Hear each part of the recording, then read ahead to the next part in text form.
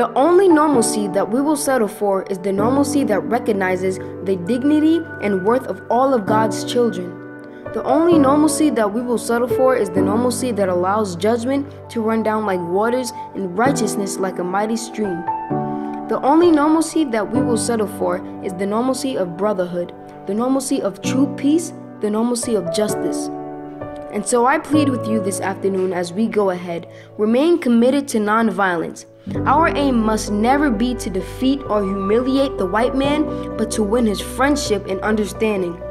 We must come to see that the end we seek is a society at peace with itself, a society that can live with its conscience. And that would be a day not of the white man, not of the black man. That would be the day of man as man. I know you are asking today, how long will it take? Somebody's asking, how long will prejudice blind the visions of men, darken their understanding, and drive bright-eyed wisdom from her sacred throne?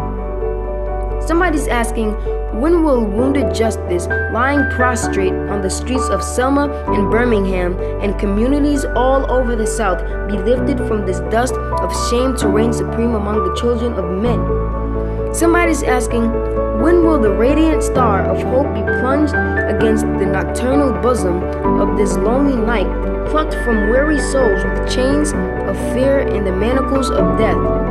How long will justice be crucified and truth buried? I come to say to you this afternoon, however difficult the moment, however frustrating the hour, it will not be long, because truth crushed to earth will rise again.